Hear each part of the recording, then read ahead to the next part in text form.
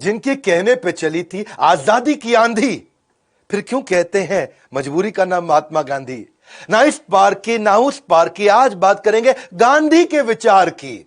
ना left wing की, ना राइट विंग की, और ना ही सेंटर के विंग की। आज तो बात करेंगे आजादी के उस मेंटर के विंग की। नमस्कार, मैं Vivek Bindra, founder and CEO बड़ा बिजनेस.com।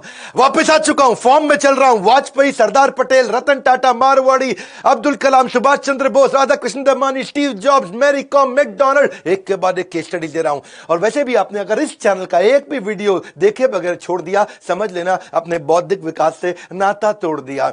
पहले साउथ अफ्रीका की कहानी से शुरू करते हैं। मैं 10 कहानियां बताऊंगा। मजबूरी का नाम महात्मा गांधी क्यों कहते हैं, किसी को नहीं पता ये बात। बहुत कम लोग जानते हैं मजबूरी का नाम महात्मा गांधी, लेकिन सब बोलते हैं मजबूरी का नाम महात्मा गांधी। मजबूरी क्यों है ये, मैं 10 कारण बताता हूं आपको एक एक चल के। वैसे तो मैं 100 बता सकता हूं, लेकिन थोड़ा वीडियो बहुत लंबा हो जाता है। एक गुजराती बिजनेसमैन हुआ करते थे, उनका नाम था दादा अब्दुल्ला। बात थी लगभग 1905-1906 की, और वो बहुत परेशान थे साउथ अफ्रीका में। इंडिया में गांधी को बिजनेस नहीं मिल रहा था, गांधी की हालत इंडिया में बहुत खराब थी। तो उन्होंने कहा कि आप साउथ अफ्रीका आ जाओ, मेरा केस लड़ो यहां पे, मुझे बिजनेस का लॉस हो गया है। और इनकी उन्होंने वहां टिकट करा दी। फर्स्ट क्लास में जब गांधी वहां ट्रैवल कर रहे थे, तो साउथ अफ्रीकन अंग्रेजों को वहां पे बड़ा बुरा लगा। गांधी कैसे काला आदमी पहले फर्स्ट क्लास में बैठेगा, बाहर निकल यहां से। तो गांधी को जब डिपार्टमेंट वहां से कंपार्टमेंट से बाहर फेंका गया, गांधी को बुरा लगा, लेकिन वो कुछ बोले नहीं। गांधी को मारा पीटा भी गया वहां पे। जब कोर्ट में जज ने उनको बोला भाई अपनी टर्बन गुजराती पगड़ी उतार नीचे रख, तो गांधी ने वहां से पगड़ी भी उतार दी। गांधी वहीं रहे क्योंकि उनका 1 साल का कॉन्ट्रैक्ट था, और सहते रहे वहां पे। उनकी कई बार बेइज्जती हुई, सहते रहे। 2 कारण, एक पैसे की कमी थी, दूसरा 1 साल का वचन देकर के आए थे दादा अब्दुल्ला को कि ठीक है तुम्हारे लिए 1 साल तक केस लड़ूंगा। गांधी बाद में हीरो की तरह निकल करके आए। उन्होंने बाद में 1 साल कॉन्ट्रैक्ट पूरा होने के बाद सिविल डिसोबीडियंस मूवमेंट पहली बार साउथ अफ्रीका में चालू किया।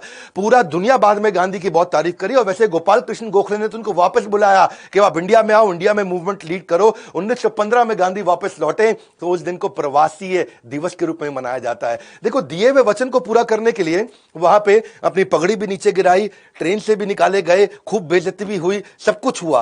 वो सहते रहे। लोग कहते थे मजबूर थे। अब वो मजबूर थे कि मजबूत थे। उन्होंने इस अन्याय को सहा। आर्थिक तंगी थी उनके पास, उनकी नौकरी चली जाती, वहां से काम खत्म हो जाता, और 1 साल का दिया हुआ वचन जो था वो भी टूट जाता। कमेंट बॉक्स में मुझे बताओ कि गांधी मजबूर थे या मजबूत थे। दूसरी कहानी लेते हैं खिलाफत मूवमेंट की।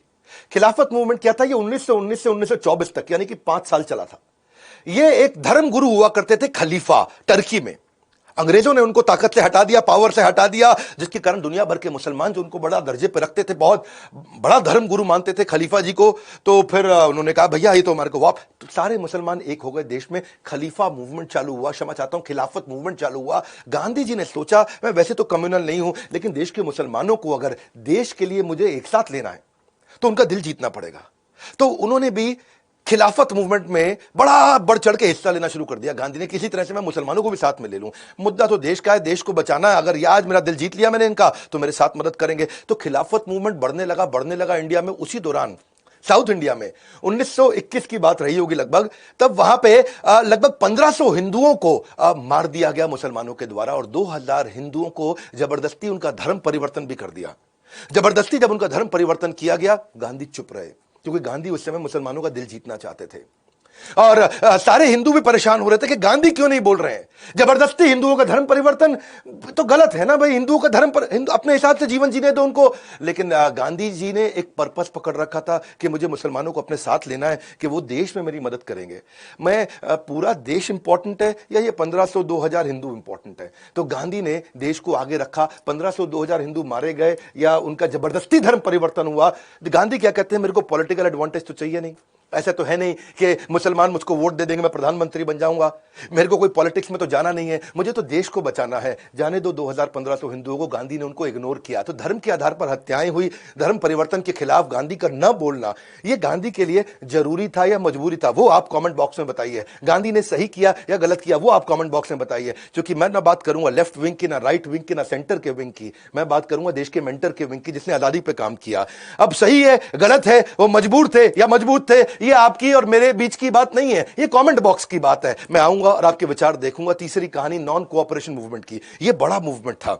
1920 के बाद इन्होंने एक असहयोग आंदोलन शुरू किया कि अब अंग्रेजों का सहयोग मत करो। वो जहां हमसे कमाने आए हैं, किस लिए आए थे अंग्रेज? पैसा कमाने आए थे, पावर लेने आए थे। उन्होंने कहा इनका पैसा खत्म कर दो, जहां जहां से कमाते हैं इनको कोई कोऑपरेशन नहीं देना है, सब कपड़े अपने, सब कुछ अपना, स्कूल अपना, कॉलेज अपना, वर्कर स्ट्राइक पर जाओ, अंग्रेजों के लिए काम मत करो, गवर्नमेंट बिल्कुल बर्बाद कर दो उनकी। तो ब्रिटिश गवर्नमेंट बहुत दुखी हो गई थी, उन्होंने अपना रेवेन्यू लूज करना शुरू कर दिया, उनको टैक्सेस नहीं मिल रहे थे। सारे स्टूडेंट्स के लिए लीडर्स ने इंडियन अपने ही कॉलेज और अपने विद्यापीठ बनाने शुरू कर दिए। गुजरात विद्यापीठ, बिहार विद्यापीठ, तिलक महाराष्ट्र विद्यापीठ, काशी विद्यापीठ, बंगाल नेशनल यूनिवर्सिटी, जामिया मिलिया इस्लामिया, जो मोतीलाल नेहरू, पंडित नेहरू, सीआर दास, सरदार पटेल, इन सब ने कोर्ट के लॉयर हुआ करते थे, बड़े लॉयर थे, इन्होंने कोर्ट में जाना छोड़ दिया। स्वदेशी प्रोडक्ट यूज करेंगे, अपने देश का यूज करेंगे, तभी चरखे से आई आजादी बोलते थे ना, चरखे से आई आजादी। वही तो चरखा चलाया गांधी ने कि भाई इनका कपड़ा नहीं लेंगे, अपना चरखा चलाओ। गवर्नमेंट के इनकम एक्सपेंडिचर खराब हो गए, पूरे गवर्नमेंट की इनकम कम हो गई, एक्सपेंडिचर बढ़ गए अंग्रेजों के। तो ब्रिटिशर बहुत डिस्टर्ब हो गए थे। फरवरी 1922 की बात थी, उस समय लोग बहुत डिस्टर्ब हो गए थे वहां पे। और चौरी चौरा में बाद में पुलिस वाले जो बहुत तंग कर रहे थे, थाने को आग लगा दी और उसमें 22 बेचारे पुलिस वाले मारे गए। वो सही तो नहीं था, किसी भी तरीके से मारना नहीं चाहिए था उनको, लेकिन फिर उसके कारण बहुत दिक्कत बढ़ी। 228 लोगों को कोर्ट में ले जाया गया और 172 को डेथ पेनल्टी दे दी गई, 40 को जेल में डाल दिया। गांधी दुखी हुए, गांधी बोले मैं अहिंसा से चाहता था भाई, नॉन कोऑपरेशन मूवमेंट। ये पुलिस वालों को क्यों मारा तुमने, क्यों मारा? इस तरह तो for an eye will end up making the whole world blind. बोला अगर किसी ने तुम्हारी आंख फोड़ी, तुम उसकी आंख फोड़ो तो पूरा दुनिया अंधी हो जाएगी।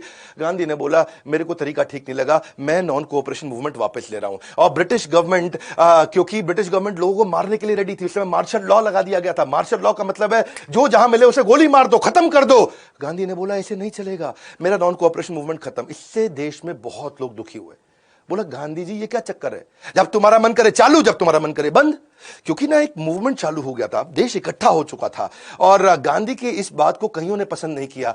गांधी कहते थे कि ब्रिटिशर कभी भी गोली मार देंगे, उनको एजिटेट तुमने कर दिया। इस समय गांधी को भी जेल में डाल दिया गया था। अब गांधी इतना परेशान थे, उन्होंने तो बंद कर दिया सब कुछ, लेकिन यहां पूरा का पूरा कॉन्फिडेंस देश का हिल गया। स्वराज की भावना को वहां इग्नोर कर दिया गया।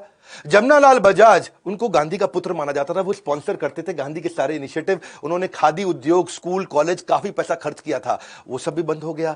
तो वो बोले भाई मतलब लोग अब इंटॉलरेंट हो गए थे बहुत, बोले ये गलत किया आपने। और वहां पे जो भगत सिंह थे, ये लोग अपना पूरा टीम लेके गांधी का सपोर्ट करना चाहते थे, क्योंकि नॉन कोऑपरेशन से ये जुड़ चुके थे। तब ये गांधी के अगेंस्ट नहीं थे, तब ये गांधी के साथ हुआ करते थे। अब उन लोग का भी दिल दुख गया और फिर तो उसके बाद पूरा देश एकदम, पूरा मूवमेंट नीचे बैठ गया। आपको क्या लगता है ये गांधी ने नॉन कोऑपरेशन मूवमेंट बंद किया, ये उनकी मजबूरी थी या जरूरी थी? बार बार उनको कमजोर दिखाया गया है, बताया गया है वो कमजोर हैं। गांधी का भी एक विचार था कि मैं बिना लड़े, बिना करे, मेरे को थप्पड़ मारो, इधर भी थप्पड़ मारो, लेकिन मैं ऐसे ही आजादी लूंगा। तो लोग कहते थे कि ये बड़े मजबूर व्यक्ति दिखते हैं, मजबूत नहीं दिखते। आपको डिसाइड करना है ये वो मजबूरी थी या मजबूती थी, क्योंकि उनको डर था कि काफी लोग मारे जाएंगे और सब लोग ही मारे गए तो फिर आजादी की लड़ाई कैसे लड़ेंगे। चौथी कहानी मैं लूंगा दांडी मार्च की। पहले आप ये समझ लो दांडी मार्च था क्या। अंग्रेजों ने नमक के प्राइस को बहुत बढ़ा दिया था। प्राइस को क्या बोलेंगे, टैक्स को समझ लो आप। 2400% टैक्स बढ़ा दिया, उस समय नमक बहुत महंगा कर दिया। गांधी बोले नमक तो प्रकृति दे रही है, तुम क्यों 2400% टैक्स लगा रहे हो? अरे 24% टैक्स ठीक था, 2400% टैक्स अंग्रेजों ने लगा दिया, नमक इतना महंगा कर दिया। गांधी ने बोला नमक तो हम अपना बना सकते हैं। दांडी मार्च गांधी ने डिसाइड किया, लेकिन चौरी चौरा से सीख के उठे तो 79 वॉलंटियर उन्होंने बोला मेरे साथ चलेंगे, केवल 79। ये जो 79 थे सिलेक्ट किए थे उन्होंने, इंटरव्यू लिया था कि तुम मार खाने को तैयार हो? अंग्रेज मारेंगे रास्ते में, बहुत दर्द होगा तुम्हें, बहुत पिटोगे, पक्का नहीं है वापस जिंदा आएंगे कि नहीं आएंगे, मार डालेंगे हमें रास्ते में। तो 79 लोगों ने मान लिया कि हम मरने को भी तैयार है और वो गांधी के साथ पिटने के लिए चले उस दांडी मार्च में। 12 मार्च 1930 को चालू हुई थी ये और कई दिन तक चली, ये 5 अप्रैल तक चली थी, क्योंकि उनको वो टैक्स हटाना था। और उस दांडी मार्च 358 किलोमीटर की, गांधी चलते चले गए और खुद भी पिटे, चुपचाप कतार में लगे, सबको पिटवाते रहे, सबने मार खाई। लेकिन हुआ क्या, आगे चल के 79 थे, लोग आते गए रास्ते में, जुड़ने लगे और आप हैरान हो जाएंगे कि 20,000 लोग ज्वाइन कर गए, बोलो हमको भी मारो, हमको भी मारो, और दांडी मार्च में आगे आए। अब देखो, इससे आंदोलन को मजबूती मिली, लेकिन खुद भी पिटे, औरों को भी पिटवाया, खुद भी मार खाई, दूसरों को भी मार खिलवाई। आपको क्या लगता है ये मजबूरी थी कि मजबूती थी?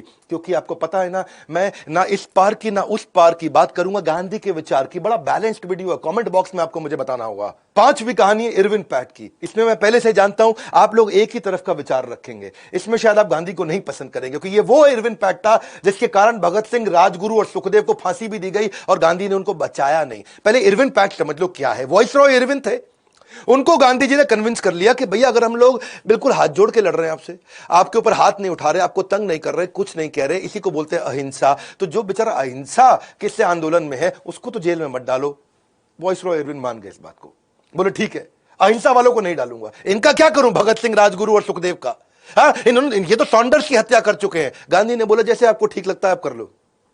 गांधी ने उनको बचाया नहीं, उनको फांसी की सजा सुना दी गई और गांधी ने कोई इनिशिएटिव नहीं लिया उनको बचाने के लिए, क्योंकि गांधी ने कहा कि जब मेरी वॉइसरॉय से बात हो गई भैया कि जो बिना लड़े करेगा उसी को बचाएंगे।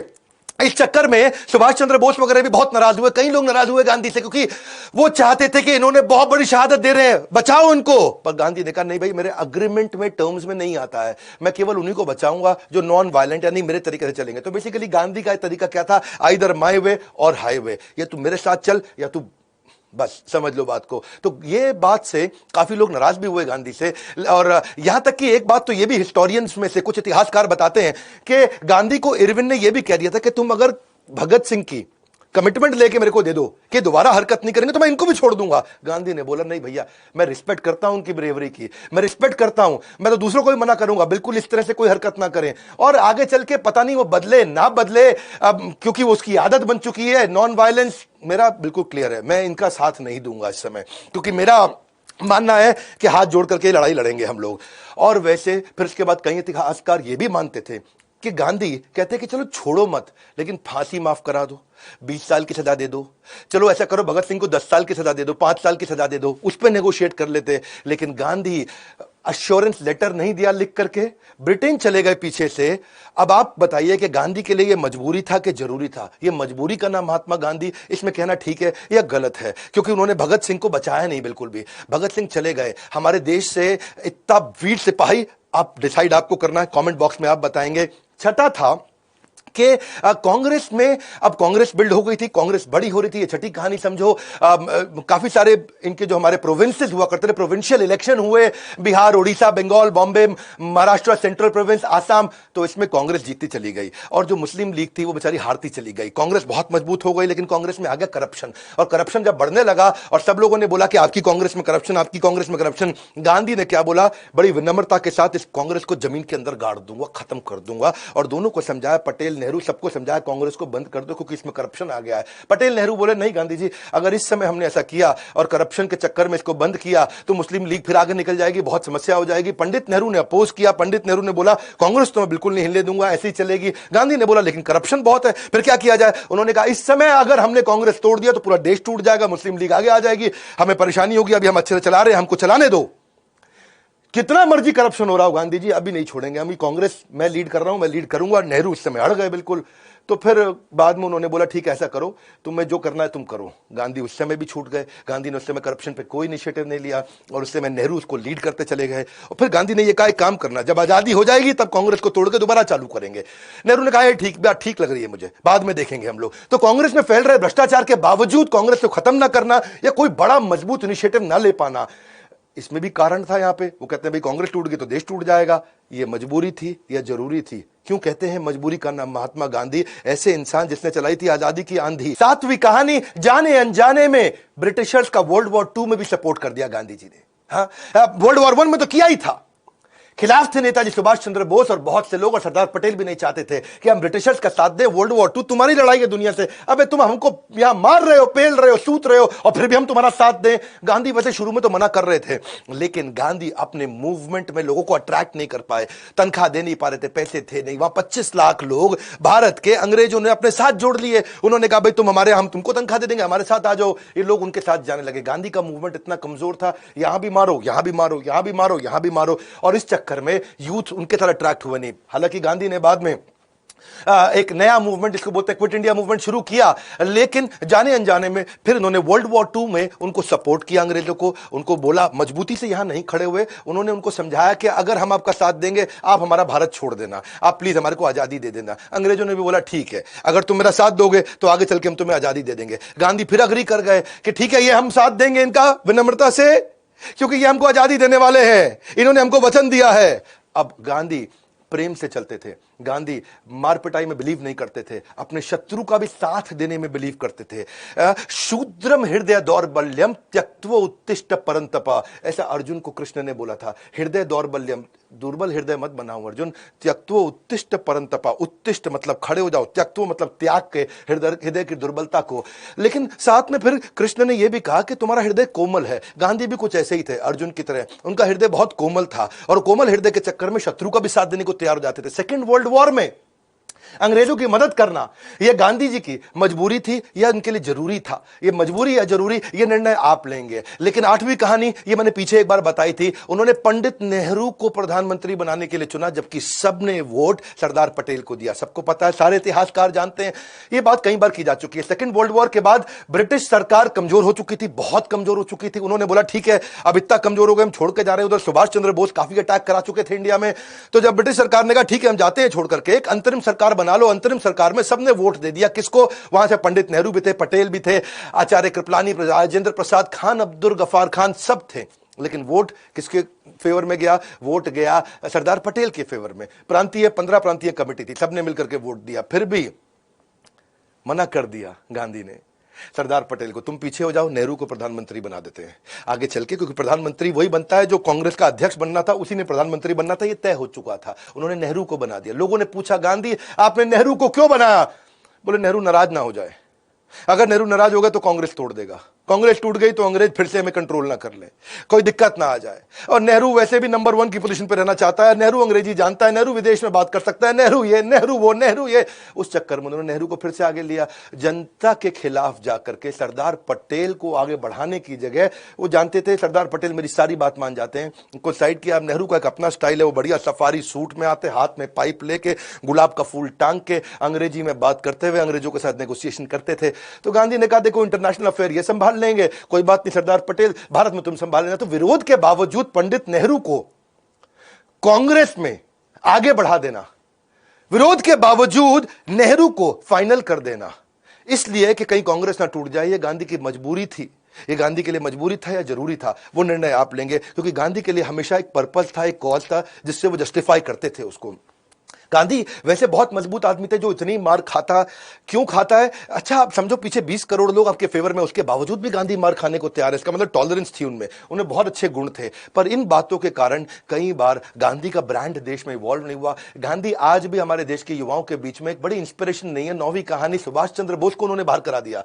सुभाष चंद्र बोस जीत चुके थे, सुभाष चंद्र बोस इलेक्शन लड़े कांग्रेस में सीतारमैया के अगेंस्ट। सीतारमैया, गांधी बोले मेरा कैंडिडेट है। सुभाष चंद्र बोस उनके कैंडिडेट को कैसे हराए? 1375 वोट सीतारमैया को मिले और 1580 वोट सुभाष चंद्र बोस को मिले। तो जब इतने वोट मिले, सुभाष चंद्र बोस जीत गए। गांधी बोले ये तो मेरी हार है, सीतारमैया की हार मेरी हार है, क्योंकि मैं सीतारमैया के फेवर में हूं। सुभाष चंद्र बोस को गांधी पसंद नहीं करते थे। सुभाष चंद्र बोस का क्या, वो बड़े फेवरेट हो चुके थे और वो थोड़ा तुम मुझे खून दो मैं तुम्हें आजादी दूंगा टाइप्स थे।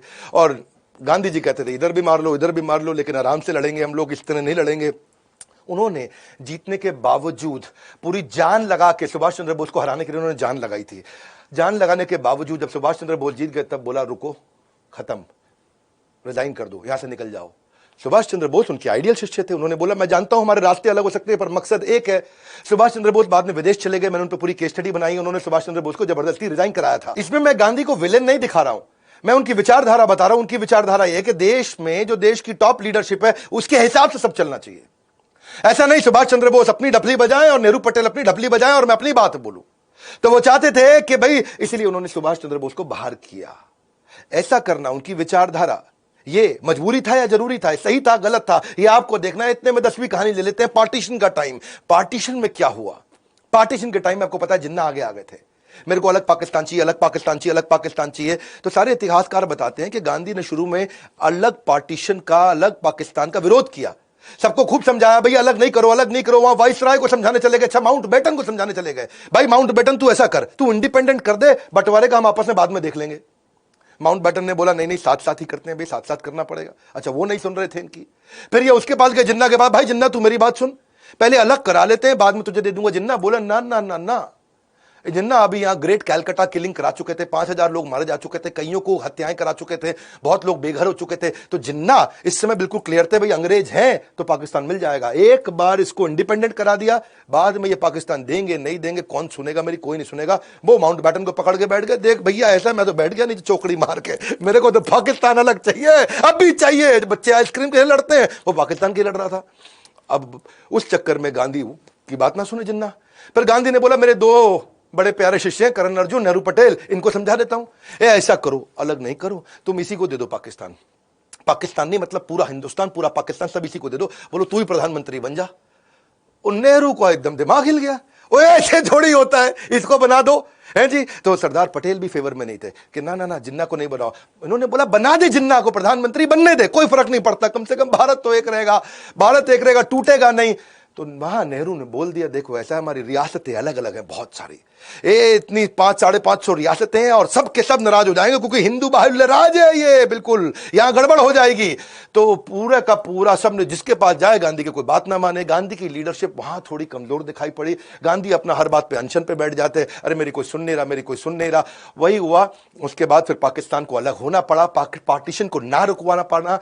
ये गांधी के लिए क्या था, मजबूरी था कि जरूरी था। गांधी जो पूरा आज तक लड़ते आ रहे थे, यहां आके क्यों चुप बैठ गए। कई इतिहासकारों का मानना है कि वो चाहते थे कि नेहरू को सत्ता मिल जाए, इसीलिए उन्होंने अलग करवाया और इसके लिए कोई लड़ाई नहीं लड़ी, इसके लिए उन्होंने कोई शोर नहीं मचाया, क्योंकि वो जानते थे कि अगर जिन्ना को पाकिस्तान दिया तो यहां नेहरू आ पाएगा।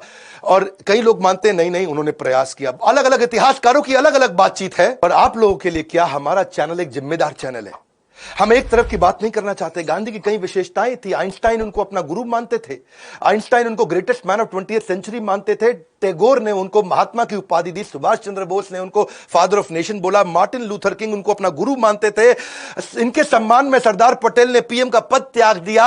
150 से अधिक देशों में 800 से ज्यादा डाक की पोस्टल टिकट इनके नाम पे है। 70 देशों में गांधी जी की मूर्ति बना रखी है, 90,000 किताबें इनके ऊपर लिखी गई है। आज 45 से ज्यादा फिल्में इनके ऊपर बन चुकी है, 500 डॉक्यूमेंट्रीज है। नारायण मूर्ति से पूछा कि इन्फोसिस का इंस्पिरेशन कौन है, तो बोले गांधी है। वर्गीज कुरियन ने कोऑपरेटिव मूवमेंट अमूल गांधी को देख करके शुरू किया। राजकुमार हिरानी ने संजय दत्त के साथ मूवी लगे रहो मुन्ना भाई गांधी पे बनाई थी। रिचर्ड वो बड़े 7 ऑस्कर जीत चुके हैं और बोले ये सब गांधी के कारण जीता। तो मजबूत व्यक्ति कौन होता है, मजबूत वो है जिसमें पेशेंस है, टॉलरेंस है, मॉडेस्टी है। और यही बात आप देखिए भगवान बुद्ध का भी, जब अंगुली माल के साथ आमना सामना हुआ था, अंगुली माल सबको मार के अंगुली काट के माला पहन लेता था और वो भगवान बुद्ध को मारना चाहता था, बोला रुक जा रुक जा रुक जा। भगवान बुद्ध बोले मैं तो बहुत साल पहले रुक चुका हूं, अब तेरे रुकने का टाइम है। और उन्होंने अंगुली माल का हृदय परिवर्तित कर दिया। और वो अंगुली माल से ही मैं यहां गांधी को भी रिलेट करना चाहता हूं उस कहानी में, कि वो भी हृदय परिवर्तित करने के लिए सब कुछ सहने को तैयार थे। हिंसक डाकू को भी जैसे बदला गया, ऐसे ही वो हिंसक अंग्रेजों को बदलना चाहते थे। गांधी के जीवन में कई उतार चढ़ाव आए होंगे, लेकिन उन्होंने सत्य और अहिंसा से समझौता नहीं किया। एक जिम्मेदार चैनल होने के नाते मैंने दोनों तरफ की बात रखी, यही गुण उनकी सबसे बड़ी मजबूती थी। सत्य और अहिंसा के थे वो पुजारी, कभी नहीं जिन्होंने अपनी हिम्मत हारी। सांस दी हमें आजादी की, जन जन है उनका आभारी। ये थे महात्मा गांधी। आपको निर्णय लेना है कि मजबूरी का नाम महात्मा गांधी या मजबूती का नाम महात्मा गांधी। मेरा काम है जिम्मेदार चैनल होने के नाते दोनों तरफ के पक्ष को रख करके आपको एक न्यूट्रल कंटेंट दे सकूं, world class content, solid content. मैं कभी भी इधर उधर की बात नहीं करता। अगर आपने मेरा बजट के ऊपर वीडियो नहीं देखा है वो जाके देखिएगा। हमेशा न्यूट्रल बात, ना पक्ष की ना विपक्ष की बात करेंगे, एकदम निष्पक्ष ही। हाँ, आप आइए कमेंट बॉक्स में मेरे साथ जुड़िए। आज मैं लोगों को कमेंट पढ़ना चाहता हूं, आपका क्या विचार है। नहीं है तो सब्सक्राइब नहीं किया, गेम कैसे चेंज होगा। हाँ, अगर बिजनेस बिल्ड करना चाहते हैं तो मैंने आपके लिए सपोर्ट बोर्डलाइन नंबर बनाया जहां बिजनेस बिल्ड कर सकते हैं। badabusiness.com में हम आपका बिजनेस बिल्ड करने में मदद करते हैं। अब तक हजारों की कर चुके हैं, अब तक लाखों पार्टिसिपेंट अपने बिजनेस को ग्रो कर चुके हैं हमारे साथ में। हमारे साथ जुड़े रहने के लिए, कमेंट बॉक्स में यह भी बताने के लिए अगला वीडियो कौन सा बनाए, आप सबका हृदय की गहराइयों से प्रेम पूर्वक बहुत बहुत धन्यवाद।